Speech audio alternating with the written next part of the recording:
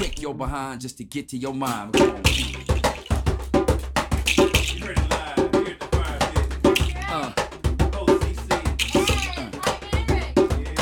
Hype man Rick CC with Mike E. Hype man Rick CC with Mike E. This is Afro Flow, y'all.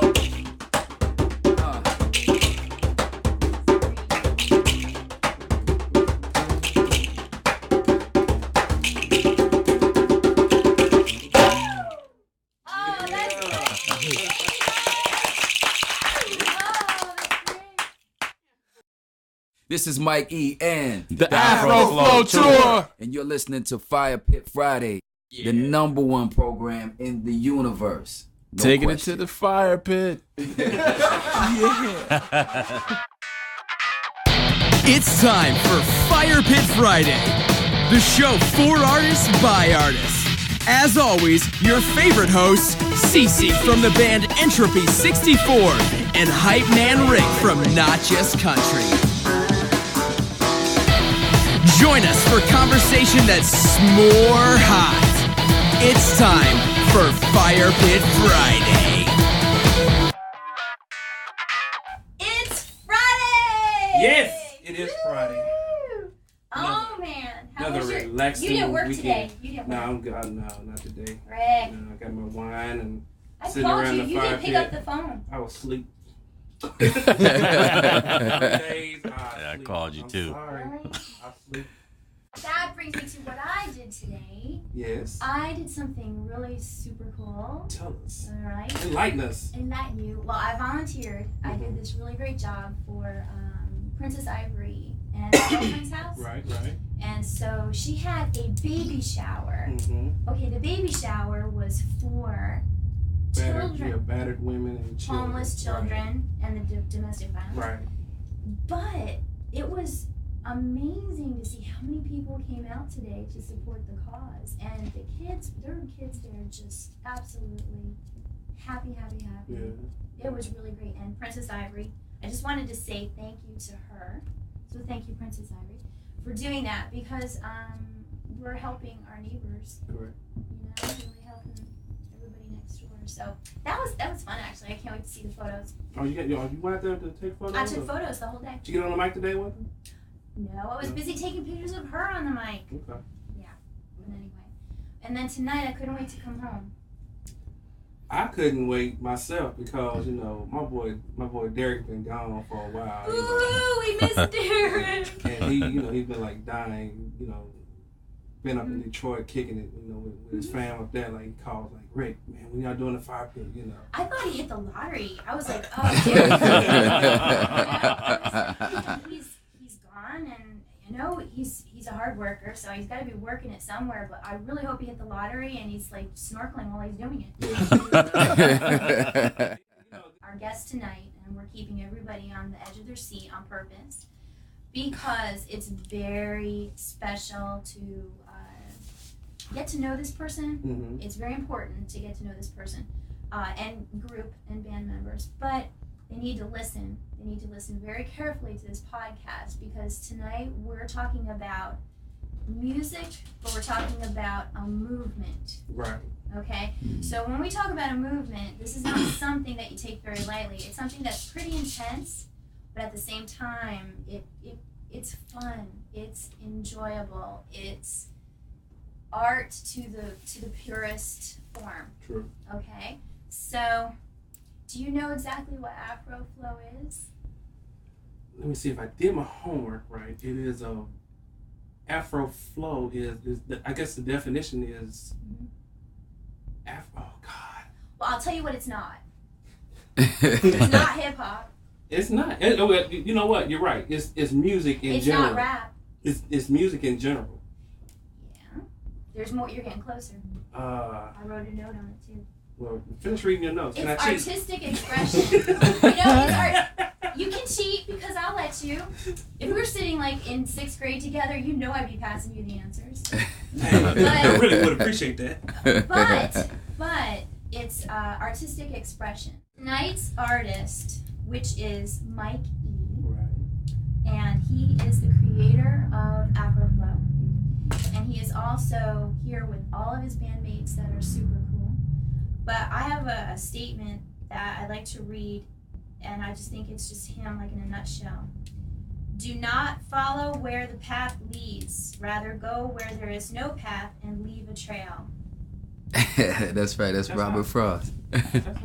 That's how I feel about this particular artist, is that he is going out there where there is no path to follow, but he's leaving a trail so people can.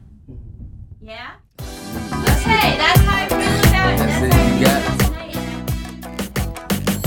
Okay, so here we are tonight, and they're here.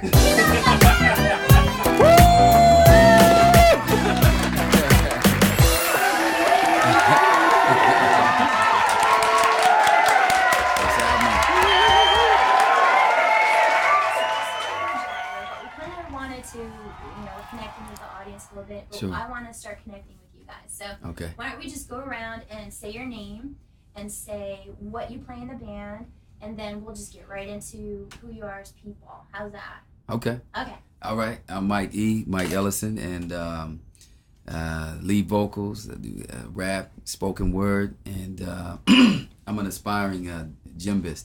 I'm learning from the master drummer Sawande Keita. I am Sawande Keita, aspiring djembist. I Yeah. play the djembe, obviously. I'm an African percussionist. Sweet. I'm Red, the real Red Campbell Jr. I play the bass and the keys and the violin and the mandolin and the drums and the djembe and the... So What? I play everything you don't have to blow, and I'm the musical director here, and I make a lot of noise. Wow. Yep, that's what I do. I like your hat. No. I like your Kool-Aid hat. Thank you very much. And one day I want to DJ, so I think I would learn that from DJ Invisible. I think. Okay. All right. How do you feel about that, DJ Invisible? I think it's great to have a new generation of disc jockeys under my tutelage. Because I'll go ahead and introduce myself. My name is Carl, DJ Invisible Olier. I am the DJ on the Afro Flow tour. I did not study the egg shaker at Juilliard. I am also the electric guitar player on the tour. Yeah, and, right. I've been playing the electric guitar. I picked it up, and it's like as soon as I picked it up, I was already. Okay, I'm like a I'm not guitar gonna allow this prodigy lie to right go now. on, CC. This is amazing. His 4-year-old son Phoenix is better on the electric guitar than Carl, and he made his debut on the Afro Flow tour a couple weeks ago. He played 2 shows. He's Yeah. 4. He's 4, and he looks a lot cooler playing guitar than I do. Yes, he played 2 shows with us. He was awesome. But I walked into a big chain music store, and I was going to buy a guitar because at the beginning of the tour, Red told me to teach me how to play. So I walk in, and I'm going to buy like a $100 little Strat. I walked out with a really, really cool looking guitar because I'm like, if I'm going to sound bad, at least I'm going to look cool doing it. Right. Can you believe that? Oh, Yeah, man. you know. Yeah. Awesome. I mean, look, CC, I did the same thing. I bought an acoustic bass and I don't even play it. Yeah, I know. People sign it. They sign it. But they sign it, Yeah. and it looks beautiful. I'm Derek Sanders, also known as DQ, and I play bass, keyboards, or mainly keyboards and bass and percussion. And longtime friend of Fire Pit Friday. Yes, Yeah. definitely. He's the reason we're here. Reason we're here. Derek, for bringing your wonderful bandmates here in this great group. And My pleasure. yeah, thank you. Oh, we have We- one. We have have to one more. mention Nick. Yeah, we we're have missing one more member. of the Well, band we're that's missing not 2 here. people. yeah. One is Nick Miller, who's a phenomenal drummer. Nick Miller's not with us, and also our vocalist Kenny Watson. But he's not just Kenny Watson. We call him the amazing Kenny Watson because of Oh, Because- really long yeah, hair. he has dread. Really cute. Yeah, he's I saw him in the video and I went, oh, he's We get that a lot. right. yeah, Kenny. We call him the amazing Kenny Watson for a number of reasons, but yeah. So shout out to Kenny Watson. Sorry he couldn't be here. The amazing. Yeah. Oh, the amazing why? The amazing Kenny Watson of what he can do with his vocals, CC. Just let me dream. And you know what? There's one other person, the co-creator of, when I created Afro Flow. If Afro Flow was a baby that I gave birth to, a guy named Art Be Incredible taught the baby how to walk and talk. Okay. He's a phenomenal musical talent. and along with DQ and several other producers, but Art produced most of Afro Flow, and it's just a creative partnership that he and I have that gave birth to this whole vision we call Afro Flow. Okay. So shout out to Art B Incredible. He you're gonna hear from this guy. He's a prodigy. Okay. Now let's talk about Afro Flow. Okay. I'm sure that you explain it on a daily basis to people. I'd love to. But let's go ahead and do it for the podcast again. Just Sure. Really get into it, the creation of it, why you do it. Okay. Well, it's Afro Flow simply means flowing from Africa, and I think it points to the indigenous roots of hip hop, but all of our roots, all of our humanitarian roots. I myself was born in Ethiopia, which I'm extremely proud of. Anybody that knows me, and it is the inspiration for this album. The children and the family that I have in Ethiopia, the children that I work with, the orphan children I work with. I don't have any children yet. And You the can family. say they're your children. Right, well, in mine, yeah, in my heart, I carry them with me all the time. And just the people of Ethiopia, a huge inspiration for the concept of Afro Flow. And it's basically saying, you know, I got tired of this whole debate about what's real hip hop, what's rap. If you go all the way back in ancient times in Ethiopia, they have kebado, this drum, this two-sided drum, that's heavy bass drum, and the priests even pray in a rhythmic tone. And that's the origins of hip-hop. The griots of Africa, telling stories, building up the community, inspiring warriors before battle, things that were constructive to the community. And these are the bases. And so that was the inspiration for Afro Flow. And our Afro Flow isn't even a style of music that is strictly Afrocentric, as you might imagine. It just means it's an acknowledgement of where a lot of this music comes from. But it leaves the door open to collaborate with artists and musicians and singers of all kinds. You know, namely you and Rick. We hope to see you Monday at our performance. By the way, I'm gonna try to make it. I ain't gonna lie, man. I'm gonna really try to get there, man. Yeah. I'll call my boss when I leave here. But that's and then Come in and get an ambulance for the day. Come get you, Rick. Gotta go. yeah, and that and that's the other part of Afro Flow is, you know, when you rhyme, they call it flowing. And when I perform with the band and collectively, we flow with the audience. You know, our motto is we don't perform for anybody, we perform with everybody. So that's a big part of the whole concept of Afro Flow. The entire crowd motivated. It's much more fun that way too. It's so much fun. Sometimes it's funny being the DJ and being in the back. We'll have the crowd so amped up and so into it. Mike will have the crowd on stage with us. Yeah. We're like looking for Mike through the Like, crowd, through the trying crowd. to catch our cues. Go right in the crowd. Well, yeah, I have a hard time staying on stage. I go in the crowd, and then sometimes the crowd comes to us. You know, I mean, we've had Tell me about security. I mean, they probably go, oh wow. right. Yeah. Well, we let them know there's no such thing. Yeah. Because I mean, we don't have like, you know, rabid fans and groupies. We have supporters. You know what I mean? And they just kick it with us. And then at the college shows, you know, we've had 15, 20, 25, 30 people on stage. We've had shows where, for example, at University of Maryland Eastern Shore, there's a strong African population that spans north, west, south, and even the middle of the continent. But socially, they may not always interact. We have a show, they're all on stage, rocking with us. It's that universal language. That's right. And see, the other part of going, I felt like I have a profound love and respect for hip-hop, what I consider hip-hop. And a lot of MCs think what they do is the pure essence of hip-hop. And I'm not so arrogant to say, well, this is the real stuff that I do. So it's almost out of reverence and respect for what I call hip-hop that I wanted to create my own lane and not be limited, because, you know, the way music is marketed, it assumes that, you know, some folks here in Nashville, Tennessee wouldn't get down with Afro Flow.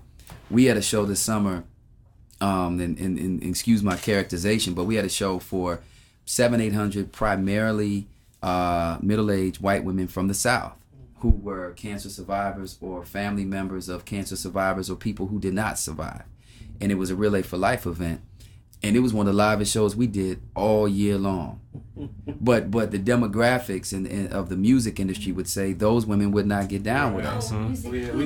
Exactly, exactly. And I mean they were almost mad because they wanted more. They bought us out of CDs that night. It was unbelievable. We were told to do a half-hour set, and they were waiting for us to come back and do the second set. Like, where are you guys going? Yeah, it was awesome. unbelievable. That's wonderful. It's amazing how when I would consider, I would say, true hip hop, how it covers a multitude of people when it's good. and it's tasteful. Mm-hmm. You know, and that, I mean, Positive. and yeah, positive, you know. Let's talk about message. Sure. Okay, now the message, it's meant for different people for different things, but as long as the message is positive, Mm-hmm. I get it. So it's upsetting to hear negative messages because life is so hard and so short, and Right. and every day we try to be the best we can. And to hear negative messages Mhm. is just so really upsetting in a sense. Your message is always universal and positive. Mm-hmm. How do you stay there? How do you stay that way? And don't let the industry get you jaded, but it can. You can start sending out messages like, Yeah. I'm Well, done with this. Here's the thing. I mean, you know, I was born in Ethiopia. I grew up in Virginia, and then I moved to Detroit. And Detroit woke me up out of a creative coma. I mean, I have Detroit to thank for life at this point. Wow. But seeing what I've seen, you know, in Ethiopia and in Detroit and just across the country, I realize that I'm extremely blessed. And there's enough negativity out there, and people still want hope. Mm-hmm. Now, I mean, I've been through my share of things in life, but it's nothing compared to some of the struggles that I've seen. So I feel like my job is not to try to drum up some story, to dramatize my life, or, you know, fabricate a lie so that I can start a buzz. You know, I don't got the formula the normal artist does. If I spit it, then I live it. I ain't got no gimmick, cuz, you know. So it's like my job is to tell what I've seen, expose people. My issue is when you have grown men in hip hop who've traveled the world and they know better, but they're still selling ignorance to the same kids, and it's believable. Yeah, that's scary. Now, you know, Tupac had a line when he said, I think it's one of his greatest, when he said, they say my ghetto instrumental is detrimental to kids as if they can't see the misery in which they live. For some of the kids that I know in Detroit, if they rap about their lives, it may seem negative to some people, but this is their reality. I don't have an issue with that. I have an issue with people selling sensationalism, negativity, misogyny. And you don't live it. That's the thing. Right. And you glorifying it. Yeah. You know what I mean? Yeah. And so, you know, Nelson Mandela said music is the weapon of a people without resources. And there's a whole documentary about how music fueled the anti-apartheid movement. Music is what got African Americans through slavery. Music is what got us through Jim Crow. Music is what gets most of us in America through our 9 to 5 and our daily lives. So, you know, I'm not a gospel artist, but I don't want to be looking at God when my day comes and he says, I gave you creativity, ability, and breath. Now, why lace my music with futility and death? You know, why would I waste precious seconds on records attempting to threaten other blacks and Asiatics packing automatic weapons? I step in the path that was paved by many slaves, brothers hung from limbs so I can hum this hymn, and I know it, so you can call me a punk prophet or poet. Another dude's opinion don't defy my dominion. Yeah. So that's how we coming with it. Yeah. Yeah, it was so quiet. Listen. Oh, wow. Yeah, it puts chills up and down, you know, your neck when you hear it and you feel it and you Yeah. see it. And it's real to you, but what you know what we say, CC, is that a lot of times people will try to hold me and the fellas up as like, you know, we're the Mr. Rogers of rap or something. And You change your sneakers. actually we all do frequently.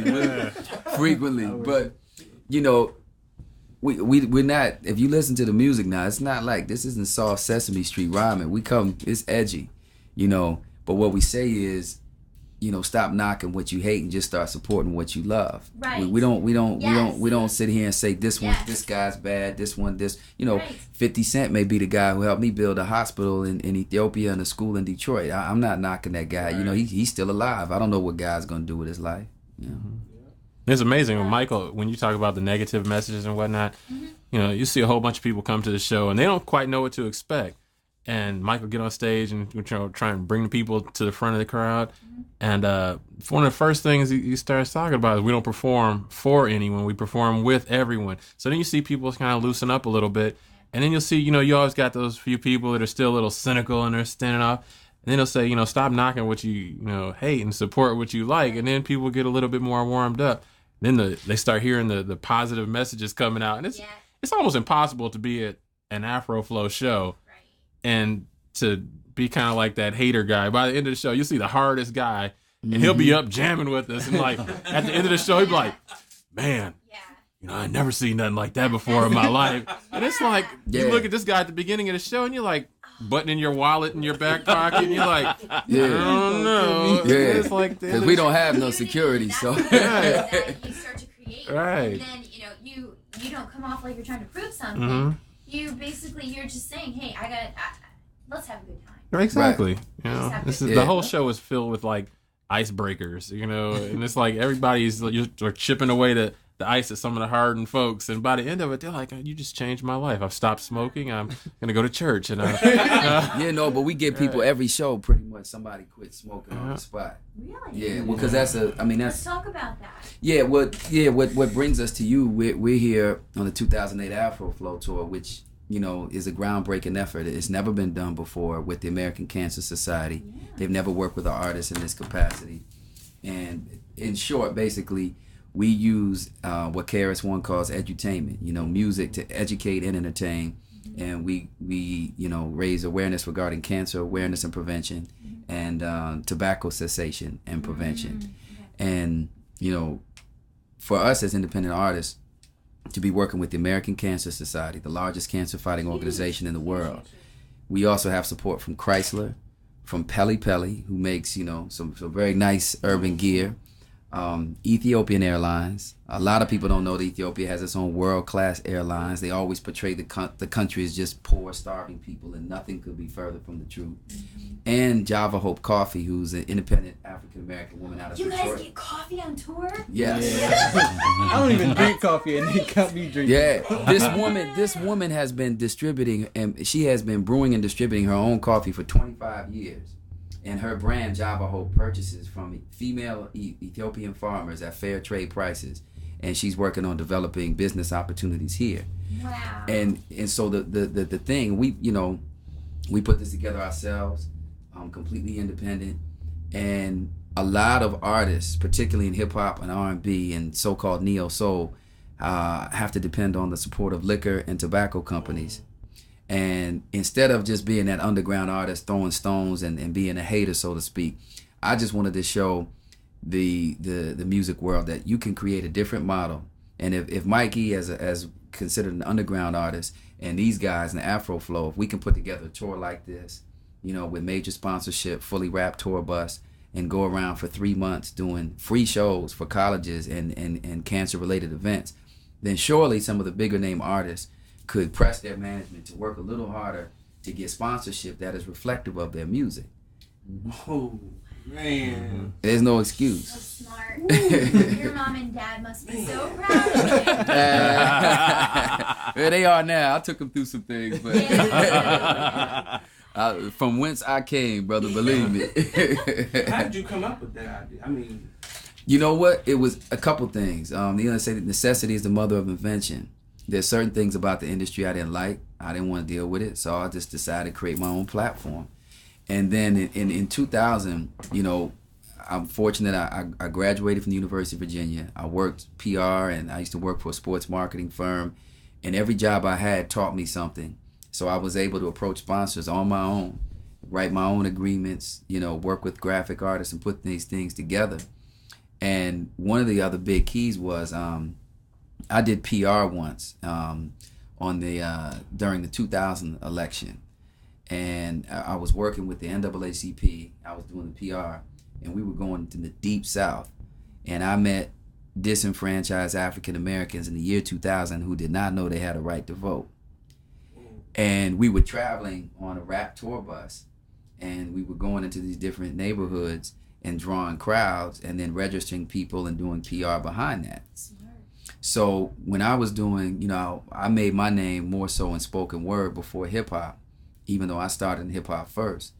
And when I started working with the American Cancer Society, I did some gigs for them. I said, we can improve on this. We're not going to get a younger demographic information about tobacco and cancer by handing out pamphlets. Right. The tobacco companies are using music, and so that was the seed of this whole concept. And then cats like DJ Invisible was DJing for me when there was little to no pay. Derek was throwing me tracks. He contributed 2 tremendous tracks to the album. And then through them, I met Red, who is a multi-instrumentalist, tremendous musical director. And then a teacher out of Detroit who her children, her students who were poor themselves, helped raise $15,000 to help me start an orphan outreach program in Ethiopia. And she inspired one of the songs from the album called I See You, Michelle Davis. She in turn introduced me to Sawande Keita, who is the son of legendary King Sundiata Keita. And so, you know, that's how I came to know these guys. And then Kenny Watson, who's not with us today, has been supporting me like DJ Invisible for gigs where there was no pay. Wow. You know, and then Nick being the final guy, Sawande and Red said, oh, this is the guy to take on this tour. So that's how everything came together. So it was meant to be. No question. Everything happens for a reason. Yeah. No question. Wow. This is actually a great example of that, because the way we were all put together was like, Mike was like, we need to put together a band. Who are we going to call? And I was like, you know what? I know this great bass player. He plays bass with a band my sister's in. Mm-hmm. So I called Red, and then Sawande, and I mean, I've known Sawande since Sawande knew that I knew him. You know? Does that make any sense? That sounds like Yogi Berra. I know Sawande since Sawande knew that I knew him. Right, and who's on first and who's on second. But that's the way guitar players talk. Invisible wisdom. Me being a guitar player who studied at Juilliard. You know, and it was just weird that we needed a drummer at the last minute to go on a tour, and they were like, you know, this guy from Detroit who moved to LA and he's a great drummer, and you know, Nick ended up on the tour. Wow. Yeah. Mm-hmm. It was like one of those divine intervention, and it all came. Oh, yeah. It's gonna work. Oh, it's working. The chemistry. Right. Yeah. Yeah, and you're very you're in a great spot, because you're here and you're able to speak the words you want to. That's right. There's nobody holding you back. Nobody. Right. You know, and that's great. And that being on the podcast, it's the one thing that we talk about. It's like you can say anything you want because we're not regulated like radio. Right. So like, go there. Yeah, sure, go there. Well, see, that's the Snuffleupagus. Sorry. Yeah. We'll do a major. Sorry. But see, that's the thing, CC. Like, you know, we don't, again, to work. I can't stand big tobacco, and these are the most insidious bastards out there. And you rarely hear me use that language. Silent killer. Right. I mean, it's terrible. We could get into that, but the fire pit smoking. Don't hate me. No, but that's wood, not tobacco. Okay. But for us to be able to go out in support of an organization like the American Cancer Society and these other great companies and not have to compromise our message is great. And we go to these colleges, and there are so many students who have talent, and we talk, and they're always, you know, they've been watching so much Making the Band and all these TV shows, and that they're telling us, well, you got to do this to make it in the music industry. You got to do this. From their professors. They're hearing that from television and everything, saying, you know, you can't go after your education and be an artist, or you can't work and be an artist, or you can't, and that's not true. What do you say to them? We tell them that there is no formula. Only thing I have to do is be black and play taxes. So, you know, other than that, I pretty much can do what I want. You just have to be willing to work hard enough and accept the results. Yeah, no doubt. You know what I'm saying? So, if I did not have my education and my work experience, I could not have orchestrated this whole tour and be able to go on the road with my friends for 3 months. You got your education, and then you applied your education.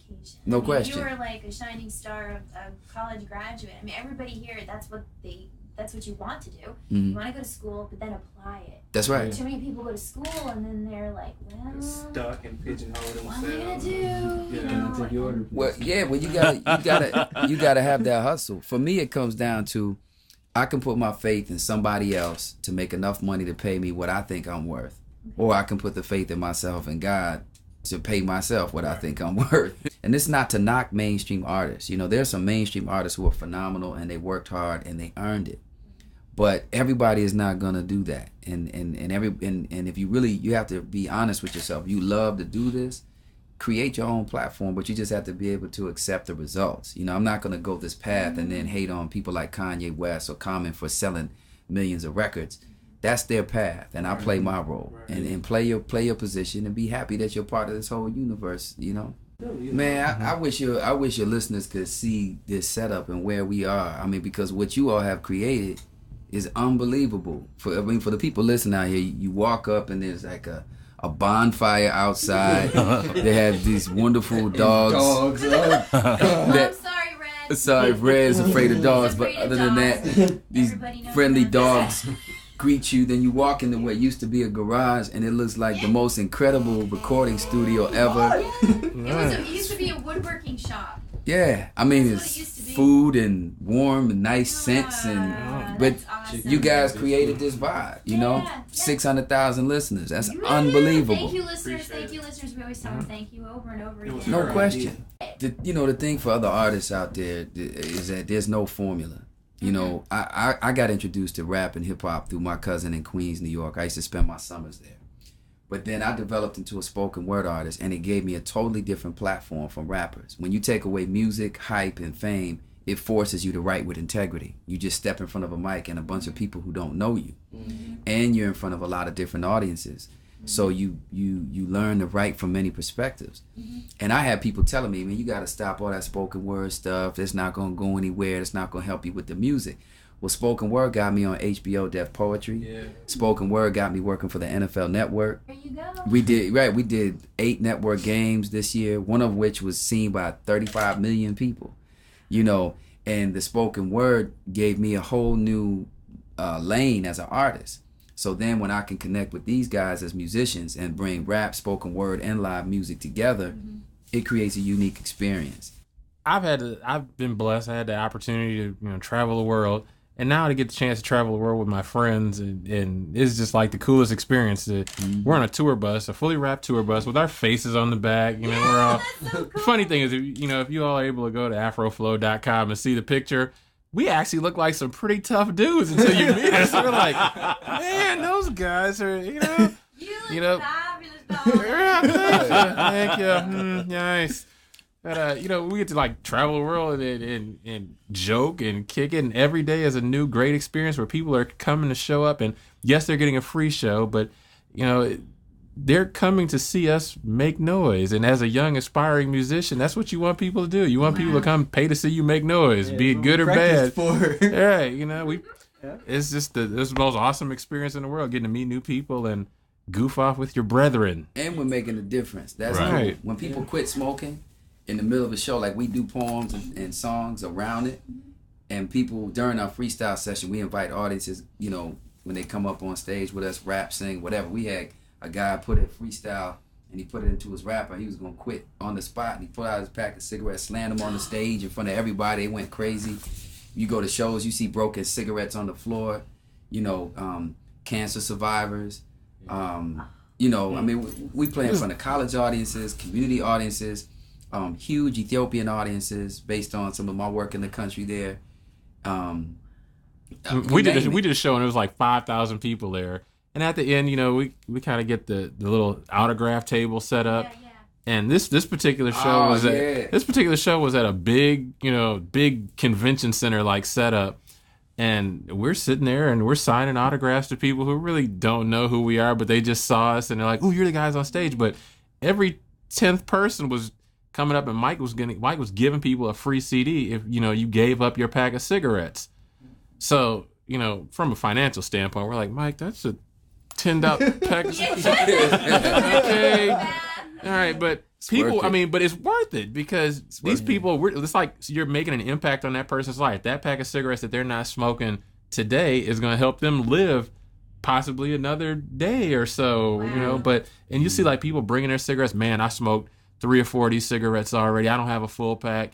And it's like, just whatever we can do to quit you, to stop you from smoking anything, It was even after the autograph table, people were stopping us. We were packing up the bus. Yeah, and on the people street. were stopping us on the street, like, "Hey, I got more cigarettes." Like, Red risked his life for it. We're like, What? the bus is parked. The bus picked us up, and we're like unloading our equipment, on like a downtown street, on a 2-lane street, and our bus is like teetering on the curb, and we're putting stuff in the bus, and this lady's like, she pulls up at the light turned green, so traffic is honking, and she's like, "I got a pack of cigarettes, and Red takes a CD.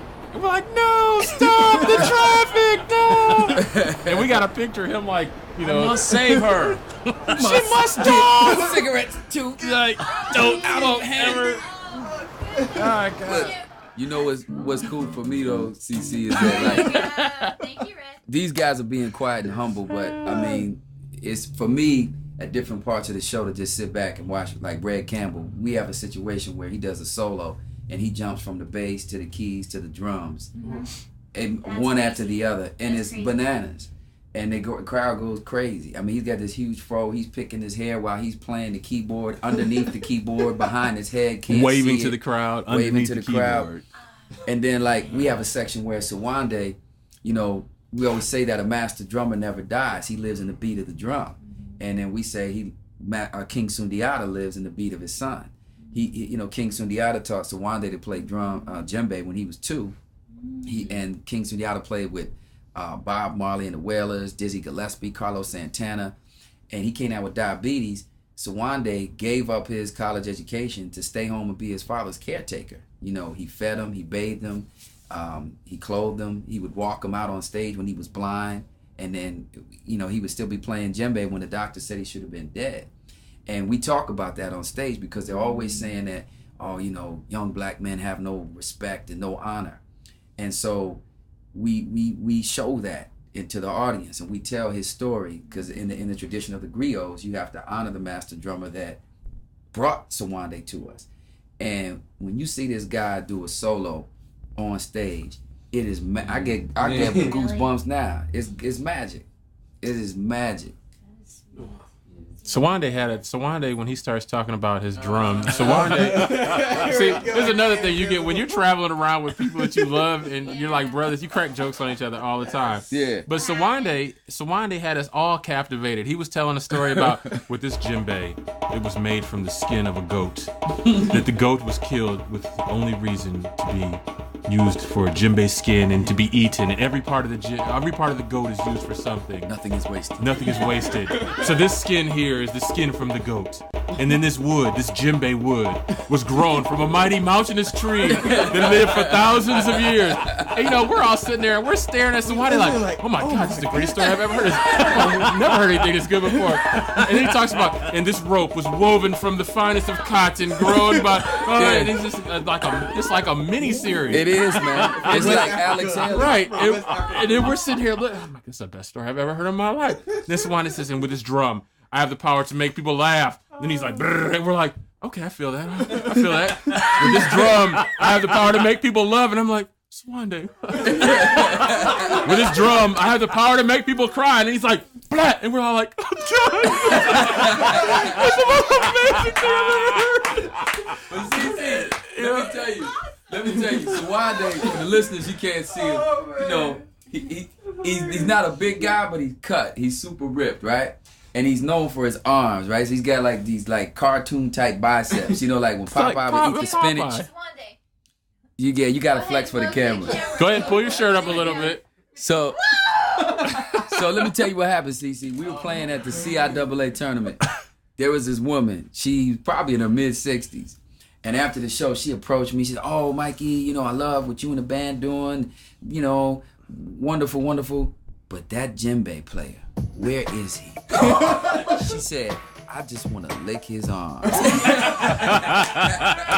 But the way she said it sounded like she was describing some food. Yeah. She was like, Like it was some ribs or something, Like- right? we were like, gross. I brought Sawande over to meet the lady and didn't tell her. And she starts, you know, like squeezing his arms like it's tenderloin. She's like, yes, baby. And Sawande's looking at me like, why is this lady tenderizing me right now? Right. Chicken right there, right? Chicken, bow wow. You know, that's like the theme. That's the thing. Chicka bow bow. And see, like, Yeah. Kenny Watson gets the same reaction when he sings, you know, as you said, He's adorable. Or when he doesn't sing. yeah. When he's Kenny just Watson there. walks on stage, Kenny Watson walks on stage and exhales, and then girls are like, oh, this is we did a show the other day, and Kenny Watson we were in Miami, and Kenny Watson starts playing the piano, and he's like, dun, dun, dun, dun, dun, dun, dun, dun. Don't sing the song. Don't sing that song. Don't do it. He said, And he's and it's like, oh God, what in the Beatles frenzy chicken? Oh my. Yeah, Well, he was singing a song for you by Donny Hathaway, and he sang it. I mean, he sang it. He kills it. And he's the every most time. humble person ever. Yeah. Like, Extremely. we're like, Kenny, Kenny, you killed it. Good job. We're like giving him his props. He's like, no, they just really just like the song. And we're Hey like, man, get out of here. Kenny, Kenny can sing like you hear on a song called Warriors Rhythm. At the end, there's this mass choir, and we're in the studio, and I said, man, I really hear a mass choir here, and I'm humming this melody, and Kenny's like, all right. I said, man, well, can we get a choir? He said, I can do it. Kenny is the mass choir. He's the low, the high, the mid. I mean, he sings gospel, R&B, soul, classical, operatic, jazz. The jazz. acapella, Yeah. the little acapella. Does it all in the show. Yeah, Amazing. He does it all in the show. yeah, during the show, he ends one of the songs with he does his massive build up, and at that point in the song, you feel like Mike says you feel like you could run through a wall, No question. with the drums, Sawande on the drums, and then it's like you feel like you have strength of 40,000 DJ Invisibles, right? So, pretty strong. I'm telling you. So then he breaks out into this operatic, just it's amazing. Yeah, and then at the end he's like, yeah, I guess that was pretty good, and we're all like, would you teach me how to sing? Because I'm pretty sure that I'm I tell would you right go- now, if I could sing like Kenny Watson, I wouldn't be rapping or doing poetry. I'm doing this out of necessity, man. Like, necessity is the mother of invention. I've told this story many times on stage, and I keep telling it. For me, when I was born in Ethiopia, there was a woman who helped raise me, and then we had to leave under some difficult circumstances. She and my mother lost touch. We didn't know she was alive or dead. And I'd always heard these stories about her. Her name was Ethiopia, and we called her Toby. And I promised my mom since I was a kid, one day I'm gonna go back to Ethiopia and find her. Oh, wow. And 20 some odd years later, I went back to Ethiopia as part of an orphan outreach mission, and I ended up performing, wound up on Ethiopian television, brought a picture of her, told the story, Oh, wow. and she saw it. And the host was kind enough to, sift through people who pretended to be her and found her and identified her. And make a long story short, he linked us up the very next time. And at that same time, I had recorded a song, Ethiopia, Everything Will Be All Right, that Derek helped me produce. And we recorded it, shot a video in Ethiopia with some of the children I work with, the orphan outreach program. Okay, so this all happened in my first trip back. We shot this video, I released this song, I physically gave it to 2 people. And I told this story. So between the time the story aired on television and she saw it, the song and the video have been spreading all across the country. So I came back 6 months later and everybody knew the song. And I come to the airport and she was there, and we're hugging and crying and all that. Then I flew my mom in a week later to surprise her, and they hugged and cried for about 30 minutes. And then I traveled to the Blue Nile Falls in a province called Tisabai. A lot of people talk about the Nile in Egypt, but they never talk about its roots in Ethiopia. And I'm at the Nile with both my mothers now. You know what I'm saying? Wow. And that's one of the that is the most successful thing I've ever done in my life, is keep that promise to my mother. But then on top of that, we're at the Nile, and my mother has no idea that my birth mother, Diane Ellison, has no knowledge that this song is spread across the country. So 10 kids come out of the river, the Nile River, screaming my name and singing my song. All right, everything will be. My mother's looking at me like, what in the world is going on? Like, she has no idea what's happening. So for me, as an independent artist and as an African American, a lot of us grow up with very confused notions about our identity. But my family, my mother always said, you're my Ethiopian child, you're my African child. You were born in Ethiopia for a reason. So then to come full circle and fulfill that purpose, and have these 2 women with me, and then see these children coming out of the river, in artistic terms, it's like 10, 20 times platinum. That's cinematic. Yeah. If anything, Yeah. So now listen, you've got the song All Right. Mm-hmm. Oh, I love that song too, because everybody can sing it, and it's so melodic and it's so hooky. Mm-hmm. But it's inspiring. Yeah, it has a traditional Amarenya beat with Can we music. have some of that beat? Sure, why not? Seriously, let's. Okay. Oh, okay. Kenny, where you at? Well, we can do something. We can do something different. Just We a can little. I'll play the big pins. a little. Oh, you want to do a different version of it? What you want to You do? can do whatever you want. This is your show right Okay, now. let's do it. You do whatever you want. Oh. Yeah, we got edgy too. That's the fun side. We can go a little harder with it. Well, yeah. What you got on the drum bass, You're Wanda? in the studio. We're plenty. gonna scale down. Any requests? No doubt. You know, because the thing like rap was built on battling and being very competitive, and I respect that. But I mean, we're battling some serious issues in our country now, and that's why. So for me to, that's why I say my if the brothers in the hood understood what I was after, they would know my greatest enemy would never be a rapper. It's like, I'm gonna take this art and focus on, so. That's the whole thing, is that a lot of artists feel that we're competing against each other, and we're not. Art already has enough enemies. Artists have always been the most feared people in societies because the way you can make people feel and make them think. Yes. And so a lot of artists always think that, your dreams have to come at my expense. But I think if you help other people, you'll accomplish your goals a lot faster. Man, again, another great Successful Fire Pit Friday. Fire Pit. Well, I think we should just all go get some food, go out by the fire pit, chill, and just jam. Let's do it. All right, fire pitters, we got to sign off for tonight. I'm sorry we can't take you to the fire pit. It's not. Can Sawande take us out with a beat or something? But we should go out with a beat. I love you guys. Thank you so much, Derek. Again, Thank you all. We appreciate being here. Much love to Derek DQ Derek. Sanders for making this happen. Yes, He's been thank you, quiet, Afro Flow. but he's a silent cat. He He's made a this thinker. happen. Derek's our thinker. He's also the coolest Yeah. looking cat on stage with Oh us. my God. Oh my goodness. He's always dressed in the nines. Yeah. Slick. I like Derek. Yeah, he was He's classy. he was the son of Superfly in Miami. He's that Stillwater runs deep. That's exactly that's They run very exactly deep. that's exactly it. Okay. All right, let's take it out. Whatever you Do want. something, DZ. Okay. You want to do bass tone slap? What you want to do? Let's do the acoustic version of what we just did. That was sweet. Okay. Bass tone slap out of my phone. Okay, come on. the djembe. Come on, we'll do the beat and the rhyme. You ready? Yeah. We go bass.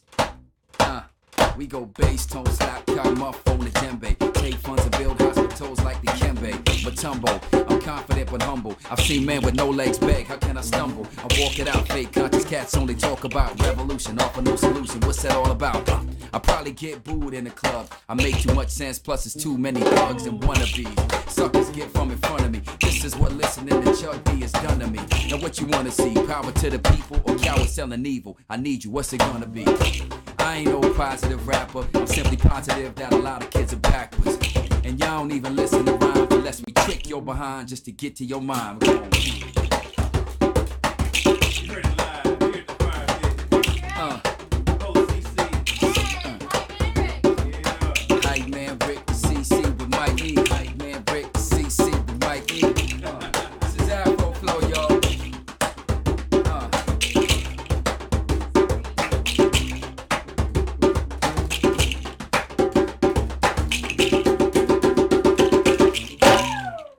Oh, that's great. Oh, that's great. This is Mike E. and The Afro Flow Tour. And you're listening to Fire Pit Friday, the #1 program in the universe. No Taking question. it to the fire pit.